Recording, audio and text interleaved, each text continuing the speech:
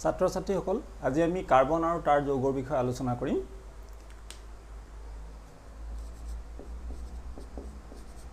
carbon আৰু তাৰ যৌগ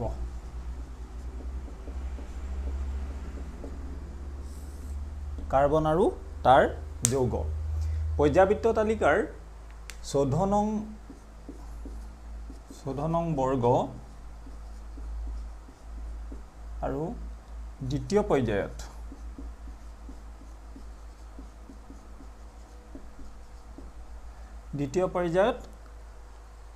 কাৰ্বনৰ স্থান দিয়া হৈছে আমাৰ যিখন আধুনিক পৰ্যাবৃত্ত তালিকা আছে সেই আধুনিক পৰ্যাবৃত্ত তালিকাৰ 14 নং বৰ্গ আৰু 2 নং পৰ্যায়ত কাৰ্বনৰ স্থান দিয়া হৈছে আমি জানো কাৰ্বনৰ পৰমাণু ক্ৰমাংক 6 ইয়াৰ ইলেক্ট্ৰনিক বিন্যাস হ'ব 2 4 তাৰ মানে ইয়াৰ বহিৰতম কক্ষত কাৰ্বনৰ বহিৰতম কক্ষত 4টা ইলেক্ট্ৰন থাকে গতিকে কি হয় যে কাৰ্বনে সুস্থিৰ মৌলৰ ইলেক্ট্ৰনিক বিন্যাস পাবৰ কাৰণে ইয়াক আৰু 4টা ইলেক্ট্ৰনৰ প্ৰয়োজন হ'ব তোমালোকে জানা যে আমাৰ যিকোনো মৌলৰ সুস্থিৰ বিন্যাস পাবৰ কাৰণে ইয়াৰ বহিৰতম কক্ষত অতি কমেও 8টা ইলেক্ট্ৰন থাকিব লাগে আৰু যদি 8টা ইলেক্ট্ৰন নাথাকে তেনেহলে আৰু এটা এক্সেপশনছ আছে যে ইয়াত যদি দুটাও থাকে তেতিয়াও কিন্তু ই সুস্থিৰ হ'ব পাৰে ব্যতিক্ৰম হিচাপে এতিয়া আমি দেখিছো যে কাৰ্বনৰ পৰমাণু ক্ৰমাংক 6 ইয়াৰ দুটা কক্ষ আছে প্ৰথম কক্ষত দুটা ইলেক্ট্ৰন আৰু দ্বিতীয় কক্ষত 4টা ইলেক্ট্ৰন তাৰ মানে ইয়াৰ বহিৰতম কক্ষত 4টা ইলেক্ট্ৰন আছে কাৰ্বনৰ এতিয়া ই সুস্থিৰ গেছৰ ইলেক্ট্ৰনীয় বিন্যাস পাবৰ কাৰণে ইয়াক আৰু 4টা ইলেক্ট্ৰনৰ প্ৰয়োজন তাৰ মানে যেতিয়া 8টা ইলেক্ট্ৰন হ'ব 8টা ইলেক্ট্ৰন হোৱাৰ লগে লগে ইয়াৰ বহিৰতম কক্ষত 8টা ইলেক্ট্ৰন হলে ই সুস্থিৰ হ'ব এতিয়া আমি চাওঁচোন ই কৰিব পাৰে নে নোৱাৰে কাৰ্বনৰ ক্ষেত্ৰত কি হয় কাৰ্বনে 4টা ইলেক্ট্ৰন নতুনকৈ গ্ৰহণ কৰিব নোৱাৰে বা কাৰ্বনে এই 4টা ইলেক্ট্ৰন কাৰবাক দিবও নোৱাৰে একেবাৰে ত্যাগো কৰিব নোৱাৰে যদি ই 4টা ইলেক্ট্ৰন গ্ৰহণ কৰে তেতিয়া হলে কিমান হলহেতেন ইয়াৰ বহিৰতম খোলত 8টা ইলেক্ট্ৰন হ'ব তেতিয়া ইয়াৰ ইলেক্ট্ৰনীয় বিন্যাস হলহেতেন 28 অৰ্থাৎ ই সুস্থিৰ গেছৰ ইলেক্ট্ৰনীয় বিন্যাস পালেহেতেন কিন্তু ই 4টা ইলেক্ট্ৰন গ্ৰহণ কৰাটো পসিবল নহয়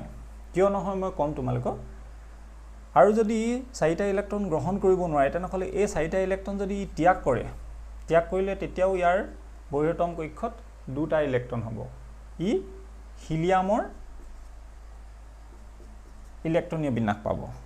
যদি ই 4টা ইলেক্ট্ৰন ত্যাগ কৰিলেহেতেন কিন্তু ই 4টা ইলেক্ট্ৰন ত্যাগো কৰিব নোৱাৰে বা 4টা ইলেক্ট্ৰন গ্ৰহণো কৰিব নোৱাৰে আমি এতিয়া চাওঁচোন কিয় ত্যাগ কৰিব নোৱাৰে কাৰ্বনৰ এটো ধৰি লোৱা কাৰ্বনৰ পৰমাণু এই কাৰ্বনৰ পৰমাণু এটো এটা নিউক্লিয়াছত কি থাকে তোমালোকে জানা ইয়াতে প্ৰোটন থাকিব কিমানটা ধৰি ললো আমি 1 2 3 4 5 6টা প্ৰোটন আছে মই তোমালোকক বুজিবৰ কাৰণে দিছো যে এটো হৈছে কাৰ্বনৰ নিউক্লিয়াছ কাৰ্বন পৰমাণু এটা নিউক্লিয়াছ আৰু ইয়াৰ দুটা কক্ষ থাকিব প্ৰথম কক্ষটোত এটা এই দুটা ইলেক্ট্ৰন আছে প্ৰথম কক্ষত দুটা আৰু দ্বিতীয় কক্ষত কেইটা থাকিব 4টা এটা দুটা এই তিনটা এটা হলো 4টা আছে প্ৰোটন 6টা আছে গতিকে ইলেক্ট্ৰনো 6টা থাকিব প্ৰথম কক্ষত দুটা আৰু পিছৰ কক্ষত 4টা এতিয়া কি হ'ব যে এই কাৰ্বন পৰমাণুটোৰ বহিৰতম কক্ষত 4টা ইলেক্ট্ৰন আছে ই কিন্তু নতুনকৈ 4টা ইলেক্ট্ৰন গ্ৰহণ যদি কৰে কি হ'ব আমি ধৰি লৈছো যে কিবা কাৰণত ই 4টা ইলেক্ট্ৰন গ্ৰহণ কৰিছে ধৰি লোৱা এটা দুটা তিনটা 4টা তেতিয়া যদি আমি গণনা কৰো তেতিয়া দেখিম যে ইয়াতে কি হ'ব মুঠ ইলেক্ট্ৰনৰ সংখ্যা এটা দুটা তিনিটা 4টা 5টা 6টা 7টা 8টা 9টা 10টা অৰ্থাৎ ইয়াত ইলেক্ট্ৰন হ'বগে 10টা ইলেক্ট্ৰন হ'ল আৰু প্ৰোটন কেইটা আছিল 6টা প্ৰোটন আৰু ইলেক্ট্ৰন 10টা যেটো পসিবল নহয় তাৰ মানে এই 6টা প্ৰোটনে 10টা ইলেক্ট্ৰনক অতিৰিক্তভাৱে আৰু 4টা ইলেক্ট্ৰনক কি ধৰি ৰাখিব নোৱাৰে এটো পসিবিলিটিজ নাই অৰ্থাৎ এটো পসিবল নহয় ইয়া এটাই ধৰিলে ইয়া এটা এটুক ধৰিলে ইয়া এটা এটুক ধৰিলে ইয়া এটা এটুক ধৰিলে আৰু ইয়া এটা এটুক ধৰিব আমি যদি এনেকৈ চাওঁ আৰু ইয়াতে ইয়াক ধৰিব তাৰ মানে কি হ'ল 6টা প্ৰোটনে 6টা ইলেক্ট্ৰনকহে ধৰি ৰাখিব পাৰিব তাতকৈ বেছি হলে ধৰি ৰাখিব পৰা ক্ষমতাটো নাই গতিকে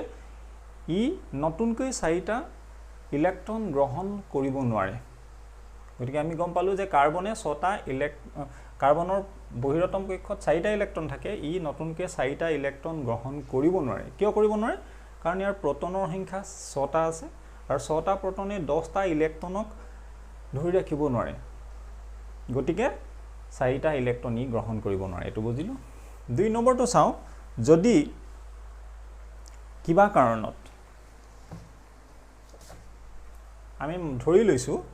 যে ই এই 4টা ইলেক্ট্ৰন ই ত্যাগ কৰি দিলে কি হ'ব ধৰি ললো যে ইয়াত 6টা প্ৰোটন আছে নিউক্লিয়াছত আৰু ইয়াৰ বহিৰতম কক্ষ এটো দুটা আছিল ইয়াত দুটা থাকিব আৰু বহিৰতম কক্ষটোত কিমানটা থাকিব 4টা এটা দুটা তিনটা আমি 4টা ধৰি লৈছো 4টা থাকিব ধৰি লোৱা নহয় থাকিব ইয়াত কিন্তু ধৰি ললো যে এই 4টা ইলেক্ট্ৰন ই ত্যাগ কৰি দিলে ধৰিহে লৈছো আমি এটো যেটো পসিবল নহয় 4টা ইলেক্ট্ৰন যদি ত্যাগ কৰে তেনেহলে ইয়াৰ বহিৰতম কক্ষত দুটা ইলেক্ট্ৰন থাকিব আৰু ভিতৰত 6টা প্ৰোটন থাকিব গতিকে 6টা প্ৰোটনৰ পৰা ইয়াত দুটা ইলেক্ট্ৰন আছে এটো সম্ভৱ নহয় কাৰণ এই 4টা ইলেক্ট্ৰনক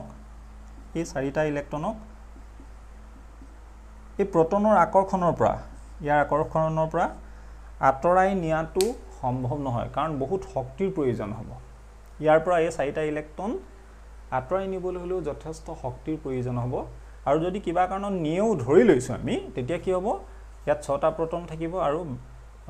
ইলেক্ট্ৰন কেটা থাকিব দুটা থাকিব যেটো সম্ভৱ নহয় তোমালোকে মন কৰিবা যে কাৰ্বনৰ যেটো আকাৰ কাৰ্বন পৰমাণুৰ আকাৰটো যথেষ্ট সৰু হোৱাৰ কাৰণে ইয়াত কি হৈছে ইয়াৰ পৰমাণু ব্যাসাৰ্ধটো কম হোৱাৰ কাৰণে ইহঁতৰ মাজত যেটো আকৰ্ষণ বল যথেষ্ট বেছি হয় এই কাৰণে কি হয় সহজতে ইয়াৰ ইলেক্ট্ৰনক আতৰাই নিব নোৱাৰে গতিকে ধৰিব পাৰিছা যে কাৰ্বনৰ ক্ষেত্ৰত আমি কি পালো যে কাৰ্বনে 4টা ইলেক্ট্ৰন গ্ৰহণ কৰি 8টা ইলেক্ট্ৰনৰ সুস্থিৰ যেটো বিন্যাস হেতু লব নোৱাৰে বা 4টা ইলেক্ট্ৰন ত্যাগ কৰি ই দুটা বহিৰতম কক্ষত থকা হিলিয়ামৰ দৰে ইলেক্ট্ৰনীয় বিন্যাস ই লব নোৱাৰে গতিকে আমি কি দেখিলো যে কাৰ্বনে ইলেক্ট্ৰনৰ ভাগ বতৰাৰ দ্বাৰা কিছুমান সমযোজী যৌগ গঠন কৰি লয়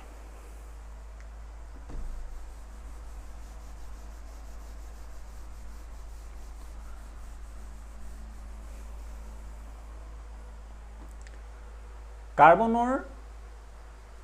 যেটো অৱস্থিতি যদি তোমালোকে চোৱা যে আমাৰ ভূগৰ্ভত কাৰ্বন প্ৰায়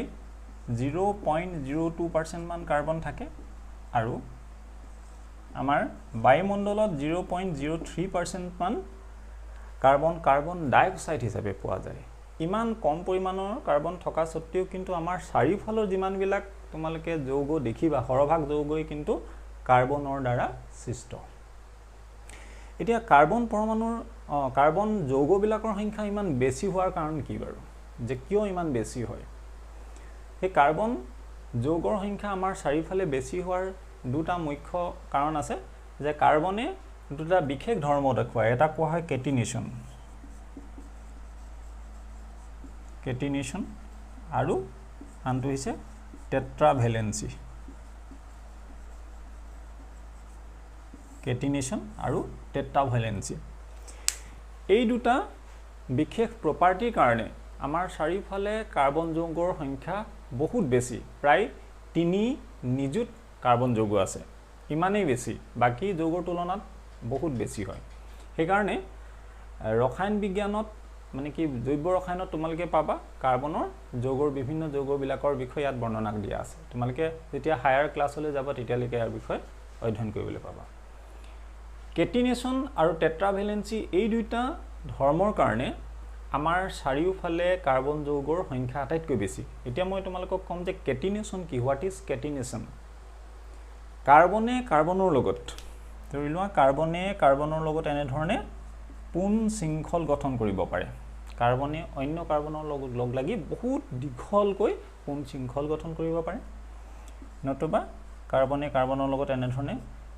কি হয় শাখা শৃংখল গঠন কৰিব পাৰে এনেকে শাখা শৃংখল গঠন কৰিব পাৰে আৰু কাৰ্বনে কাৰ্বন পৰমাণুৰ লগত এনেকে সক্ৰিয়ভাৱে কি গঠন কৰিব পাৰে কাৰ্বনৰ শৃংখল গঠন কৰিব পাৰে নতুবা পোন শৃংখল শাখা শৃংখল আৰু সক্ৰিয় শৃংখলৰ এটা কম্বিনেশনো ইয়াতে বনাব পাৰে মানে এই গুটি তিনটা থকাও হয়তো শৃংখল বনাব পাৰে সেই কাৰণে কি হৈছে আমাৰ প্ৰকৃতিত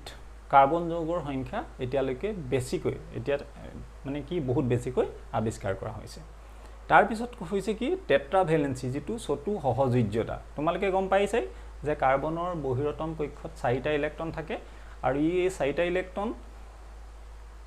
কাৰ্বাক দিবও নোৱাৰে আৰু কাৰ্বাৰ পৰা 4টা ইলেক্ট্ৰন গ্ৰহণ কৰিব নোৱাৰে কাৰণ 4টা ইলেক্ট্ৰনৰ লগত আৰু 4টা ইলেক্ট্ৰন যদি গ্ৰহণ কৰে তেতিয়া ইয়াৰ বহিৰতম কক্ষত 8টা ইলেক্ট্ৰন হ'ব আৰু তেতিয়া ই সুস্থিৰ গেছৰ বিন্যাস পাব কিন্তু 4টা ইলেক্ট্ৰন ই কাৰ্বাৰ পৰা গ্ৰহণ কৰিব নোৱাৰে আৰু তাৰ পৰা 4টা ইলেক্ট্ৰন ই কাৰ্বাক ত্যাগো কৰিব নোৱাৰে সেই কাৰণে কি কৰে কাৰ্বনে কাৰ্বন পৰমাণু বেলেগ মৌলৰ লগত বেলেগ পৰমাণুৰ লগত ই কি কৰে সহযোজী বান্ধনীৰে ইলেক্ট্ৰনৰ ভাগ বতৰাৰ জৰিয়তে যিবিলাক বান্ধনী হয় তাক সহযোজী বান্ধনী বুলি কোৱা হয় সেই সহযোজী বান্ধনীৰ জৰিয়তে ইহঁতে যৌগ গঠন কৰে আৰু যেহেতু কাৰ্বনৰ যোজ্যতা 4 গতিকে কি হয় কাৰ্বনে কাৰ্বনৰ লগত নতুবা কাৰ্বনে অন্য একযোজী মৌলৰ লগত নতুবা বেলেগ মৌলৰ লগত কি কৰে সহযোজী বান্ধনীৰে অসংখ্য যৌগ গঠন কৰিব পাৰে গতিকে এই দুটা স্পেশাল ক্যাৰেক্টাৰিষ্টিক্সৰ কাৰণে আমি কি দেখিম আমাৰ পৃথিৱীত বিশেষকৈ কাৰ্বন যৌগৰ সংখ্যা সৰ্বাধিক হোৱা দেখা যায় এতিয়া তোমালোকে চাবা যে সহযোজী বান্ধনী বিলাকৰ কেনেকুৱা ধৰণৰ প্ৰপাৰ্টি আছে সহযোজী বান্ধনী বিলাক কি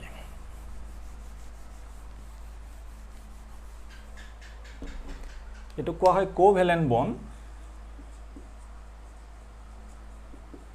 বন্ড বা সহযোজী বান্ধনী কোভেলেন্ট বন্ডৰ দুটা স্পেশাল ক্যাৰেক্টাৰিষ্টিক্স আছে নম্বৰ 1 হৈছে ইয়াৰ গলনাঙ্ক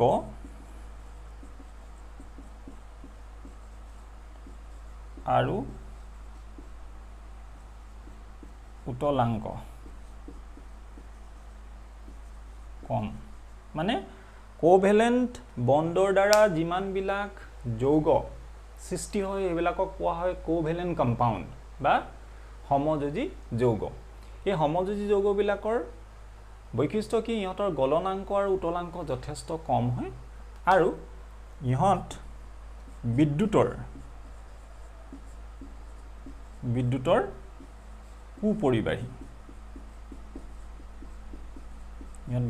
কুপৰিবাহী হয় ইয়াত গলনাঙ্ক আৰু উতলাঙ্ক কম হোৱাৰ কাৰণটো কি যে যিবিলাক সমযোজী বান্ধনীয়ে যেতিয়া পৰমাণু বিলাক মানে লাগি থাকে সমযোজী বান্ধনীয়ে যেতিয়া ইয়াৰ যৌগ গঠন হয় সেইবিলাকত কি হয় সেই যৌগবিলাক গঠন হতে ইহঁতৰ আন্তঃআণৱিক যেটো বল থাকে সেই আন্তঃআণৱিক বল যথেষ্ট কম হোৱাৰ কাৰণে ইহঁত সহজতে সেই কাৰণে ইহঁতৰ কি হয় সহজে গলে বা ইহঁতৰ উতলাঙ্ক সেইকাৰণে কম হয় ইহঁতৰ আন্তঃআণৱিক বলটো কম এইটো কাৰণে আৰু বিদ্যুতৰ কুপৰিবাহী হোৱাৰ কাৰণটো হৈছে কি যেহেতু সমযোজী বান্ধনীয়ে ইহঁতে বান্ধ খাই থাকে ইয়াত কোনো ধৰণৰ আৰ্হিত কণা নাথাকে আমি জানো যে বিদ্যুৎ প্ৰবাহিত হ'বৰ কাৰণে আমাক আয়নৰ প্ৰয়োজন হ'ব বা কোনো ধনাত্মক বা ঋণাত্মক কি লাগে আমাক চাৰ্জৰ প্ৰয়োজন হয় কিন্তু ইয়াত কোনো ধৰণৰ আৰ্হিত কণা নথকাৰ কাৰণে বিদ্যুতৰ ই কুপৰিবাহী হয় এই দুটা হৈছে সমযোজী যৌগবিলাকৰ ধৰ্ম তোমালোকে মনত ৰাখিবা আমি দেখিলো যে কাৰ্বনৰ কি হৈছে যে কাৰ্বনৰ যৌগবিলাকৰ সংখ্যা আটাইতকৈ বেছি হোৱাৰ কাৰণ কিটা গম পালো কাৰ্বনৰ যৌগ আটাইতকৈ বেছি হোৱাৰ কাৰণ কি যে ইয়াৰ টেট্ৰাভেলেন্সি আছে আৰু ই কেটিনেশন ধৰ্ম দেখুৱায় এই কাৰ্বনৰ আৰু দুটামান বিশেষ ৰূপ আছে তোমালোকে পাবা কিতাপত ইয়াত আছে এটো হৈছে এটা হৈছে ইয়াক কোৱা হয় কাৰ্বনৰ বহুৰূপ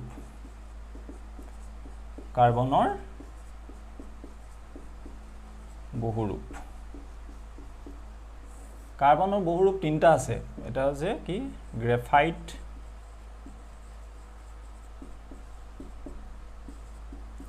হীৰা আৰু 3 নম্বৰটো আৰু আছে ফুলেৰিন এটুক C60 এ হুচুৱা হয় হীৰা গ্ৰেফাইট ফুলেৰিন এটোৰ বিষয়ে বিশেষ নকওঁ তোমালোকে খালি গ্ৰেফাইট আৰু হীৰাৰ বিষয়ে কিছু জনাটো আৱশ্যক গ্ৰেফাইটটো কোমল সাধাৰণতে আৰু ই পিছলকাৰক তোমালোকে দেখিছা আমাৰ কাট পেন্সিলৰ যেটো মজ্জা থাকে আমি যেটো লিখো এটো গ্ৰেফাইট হয় তো গ্ৰেফাইটটো কি হয় গ্ৰেফাইটটো কোমল পিছলকাৰক আৰু ইউ কাৰ্বনৰ এটা বহুৰূপ হীৰাও ঠিক তেনেধৰণে কাৰ্বনৰ এটাই বহুৰূপ কিন্তু ই যথেষ্ট কঠিন আৰু গ্ৰেফাইট মনত ৰাখিবা যে গ্ৰেফাইট বিদ্যুতৰ সুপৰিবাহী ইয়াৰ কাৰণটো কি গ্ৰেফাইটত কি থাকে যে এটা কাৰ্বন পৰমাণু কি হয় এনেকৈ অন্য তিনিটা কাৰ্বন পৰমাণুৰ লগত সমযোজী বান্ধনীয়ে বান্ধ খাই থাকে কিন্তু হীৰাত কি হয়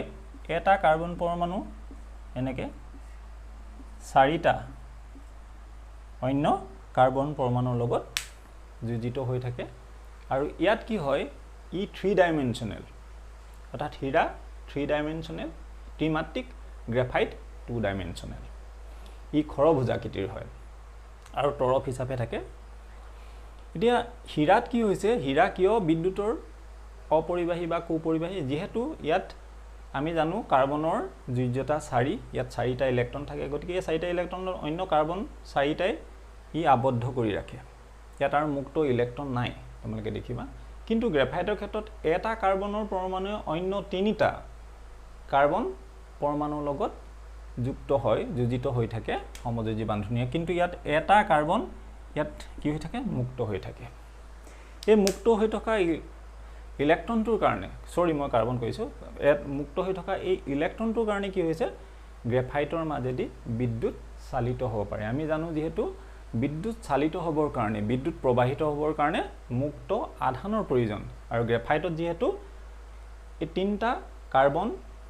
পৰমাণুৰ দ্বাৰা এই কাৰ্বনটো সমযোজী বান্ধনীয়ে বান্ধ খাই থাকে মাত্ৰ ইয়াৰ এটা ইলেক্ট্ৰন ই মুক্ত হৈ থাকে এই মুক্ত ইলেক্ট্ৰনটোৰ কাৰণে কি হয় আমি গম পাইছো যে গ্ৰেফাইটৰ মাজেদি বিদ্যুৎ চালিত হয় কাৰ্বনৰ এই বহুৰূপকিটাৰ বিষয়ে তোমালোকে কিতাপত আছে ভালকে চাবা ইয়াৰ ওপৰতো প্ৰশ্ন সোধা হয় আৰু বিশেষকৈ জানিবই লাগে নেক্সট চাম আমি সমযোজী বান্ধনীৰ ক্ষেত্ৰত কেইটামান উদাহৰণ লওঁ ক্লাছ 10ৰ বিজ্ঞানত তোমালোকৰ দিয়া আছে কাৰ্বন আৰু তাৰ যৌগসমূহ আমি যদি চাওঁ একেবাৰে এটা সৰল অণু লওঁ হাইড্ৰোজেনৰ অণুৰ সংকেতটো হ'ব কি H2 আমি জানো হাইড্ৰোজেনৰ পৰমাণু ক্ৰমাংক 1 তাৰ মানে ইয়াত এটা ইলেক্ট্ৰন থাকে আমি আৰু এটা হাইড্ৰোজেন লৈছো এটোৰ এটা ইলেক্ট্ৰন থাকিব এতিয়া কি হ'ব এই দুইটা হাইড্ৰোজেনৰ ইয়াৰ এক আছে ইয়াৰো এক আছে এটা ই সুস্থিৰ গেছৰ বিন্যাস পাবৰ কাৰণে অৰ্থাৎ হিলিয়ামৰ বৈৰতম কক্ষত দুটা ইলেক্ট্ৰন থাকে আৰু হিলিয়ামটো আমি জানো এটা নিষ্ক্ৰিয় গেছ বুলি জানো হয় জানো গতিকে হাইড্ৰোজেনে কি কৰিব হাইড্ৰোজেনেও এই হাইড্ৰোজেনটোৰ এটা ইলেক্ট্ৰন আছে আৰু এই হাইড্ৰোজেনো এটা ইলেক্ট্ৰন আছে গতিকে কি কৰিব ই এই হাইড্ৰোজেনটোৰ ইলেক্ট্ৰনটো কি ভাগ বতৰা কৰি ল'ব এনেকৈ আৰু এই হাইড্ৰোজেনটোৰ ইলেক্ট্ৰনটো ভাগ বতৰা কৰিব তাৰ মানে one pair of electron is sharing here you can see so এটো কি বুলি কোৱা হ'ব এক বান্ধনী এতিয়া এই হাইড্ৰোজেনটোৰ দুটা ইলেক্ট্ৰন হল এটা দুটা আৰু এই হাইড্ৰোজেনটোৰ দুটা হল এটা দুটা এই দুটা ইহঁতে শেয়াৰ কৰিছে কিন্তু এটা আনটোক একেবাৰে দি দিয়া নাই বা একেবাৰে ত্যাগ কৰা নাই মনত ৰাখিবা গতিকে এটো হ'ব হাইড্ৰোজেনৰ এটা অণু গতিকে আমি দেখিলো যে হাইড্ৰোজেনৰ অণুত কি হয় one pair of electron is sharing here in hydrogen molecule তা এটা হাইড্ৰোজেনৰ মলিকিউল গঠন কৰিবৰ কাৰণে কি হৈছে যে দুটা হাইড্ৰোজেনৰ পৰমাণু এজুৰ ইলেক্ট্ৰনৰ ভাগ বতৰা হৈছে ঠিক তেনেধৰণে ইয়াক কি বুলি কোৱা হ'ব এক বান্ধনী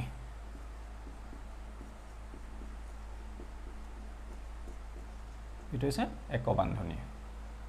সমযোজী বান্ধনী তাৰ পিছত যদি আমি চাওঁ অক্সিজেনৰ পৰমাণু ক্ৰমাংক কিমান 8 ইয়াৰ ইলেক্ট্ৰনীয় বিন্যাস কি হ'ব 2 6 নহয় জানো 2 6 অক্সিজেনৰ ইলেক্ট্ৰনৰ বিন্যাস কিমান হ'ব 2 আৰু 6 প্ৰথম কক্ষত দুটা দ্বিতীয় কক্ষত বা বহিৰতম কক্ষত 6টা থাকিব এতিয়া এইটোৰ ক্ষেত্ৰত তোমালকে যদি চোৱা ইয়াৰ বহিৰতম কক্ষত 8টা হ'বলৈ আৰু কেইটা ইলেক্ট্ৰনৰ প্ৰয়োজন আছে 2টা গতিকে আমি চাম ইয়াত অক্সিজেন এটা অক্সিজেন ললো আৰু এটা লৈছো ইয়াৰ বহিৰতম কক্ষত কেইটা ইলেক্ট্ৰন আছে 6টা হয় না আমি বহিৰতম কক্ষটোহে চাম 6টা ইলেক্ট্ৰন আছে ইয়াৰো বহিৰতম কক্ষত এনেকে কেইটা থাকিব 6টা ইলেক্ট্ৰন থাকিব এতিয়া কি কৰিছে এই দুটাৰ যেহেতু ইয়াৰ বহিৰতম কক্ষত 6টা আছে ইয়াক আৰু দুটাৰ প্ৰয়োজন আছে কি কৰিব ই এই অক্সিজেনৰ পৰমাণুৰ এই দুটা ইলেক্ট্ৰনৰ ভাগ বতৰা কৰিব আৰু ইউ ঠিক তেনেধৰণে এইটো অক্সিজেন পৰমাণুৰ এই দুটা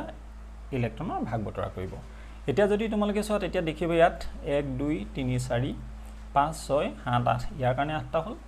ইয়াৰ যদি চোৱা 1 2 3 4 5 6 7 8 ইয়াৰো 8টা হৈ গ'ল তাৰ মানে 2 pair of electron are sharing here 2 pair electron ইয়াত শেয়াৰ কৰা হ'ল আৰু এই বান্ধনীক কি বুলি কোৱা হ'ব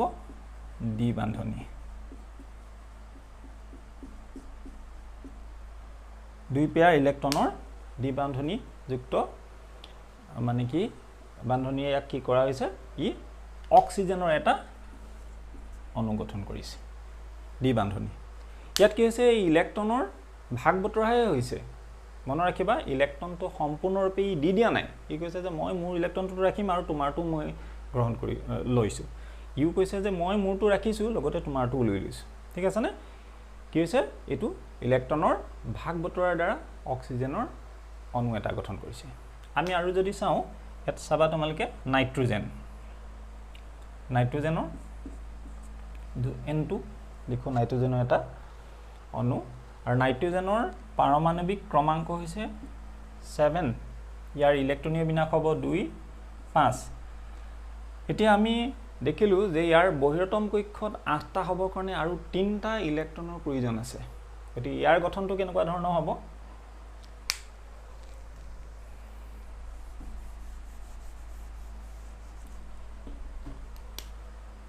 ইয়াত এটা নাইট্ৰোজেন আৰু এটা নাইট্ৰোজেন লৈছো দুটা এটা দুটা তিনটা চাৰিটা পাঁচটা ইয়াৰো এটা দুটা তিনটা চাৰিটা পাঁচটা এই নাইট্ৰোজেনটোৰ বহিৰতম কক্ষত 8টা হ'বৰ কাৰণে আৰু 3টা লাগে গতি কি কৰিব ই ইয়াৰ এই 3টাৰ লগতে ভাগ বতৰা কৰি ল'ব ইয়াকো 3টা লাগে গতি ইয়াৰ লগত এই 3টাৰ লগত ভাগ বতৰা কৰি ল'ব এতিয়া যদি তোমালকে চোৱা ইয়াৰ এই নাইট্ৰোজেনটোৰ কাৰণে কেটা হ'ল এটা দুটা তিনটা চাৰিটা পাঁচটা 6 7 8 ইয়াৰো 8টা হৈ গ'ল এটোৰ কাৰণে এটা দুটা তিনটা চাৰিটা পাঁচটা 6 7 8 ইয়াৰো 8টা হৈ গ'ল তাৰ মানে 3 pairs of electrons are sharing here 3 pair electron ইয়াত শেয়াৰ কৰা হৈ গ'ল এটো কোৱা হ'ব ত্ৰিবান্ধনী